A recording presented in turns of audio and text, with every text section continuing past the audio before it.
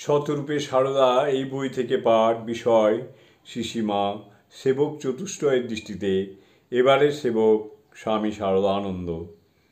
তিনি ছিলেন চতুর্থ সেবক এবং শরৎ মহারাজ নামে খ্যাত। পরবর্তী অংশ।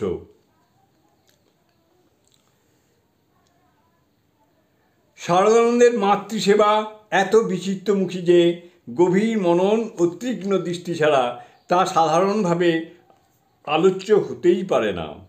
তাঁর জীবনে এমন বহু ঘটনা আছে যা একটু অন্তর্দৃষ্টি দিয়ে বিচার করলেই দেখা যাবে যে সেসবের মূলে রয়েছে তাঁর অপরিসীম মাতৃভক্তি। উদাহরণস্বরূপ স্মরণ করা যেতে পারে জয়রামবাটিতে নূতন বাড়ি তথা জগদ্ধাত্রীর নামে কেনা জমির অর্পণনামা রেজিস্ট্রি করার সেই ঘটনাকে।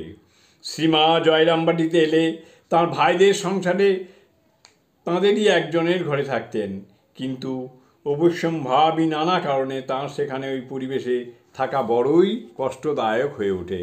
স্বামী শারদানন্দ মায়ের এই অসুবিধা নিবারণের জন্য খুব বেশি উদ্বিগ্ন হয়ে পড়েন। অবশেষে শ্রীমায়ের অনুমতি নিয়ে শারদানন্দের অশেষ যত্নে ও শ্রমে পুণ্যপুকুরের পশ্চিম পাড়ে একখণ্ড জমি সংগ্রহ করে সেখানে একখানা ছোট্ট বাড়ি তৈরি করা হলো, যে বাড়ি ইদানিং মায়ের নূতন বাড়ি বলে সবার কাছে পরিচিত।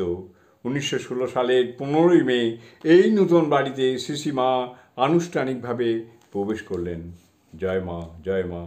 ওং জননীং শারদাং দেবীং রামকৃষ্ণং জগদ্গুরুং পাদপদ্মে তয়ো সিত্বা প্রণমামি মুহুর্মুহু, প্রণমামি মুহুর্মুহু, প্রণমামি মুহুর্মুহু।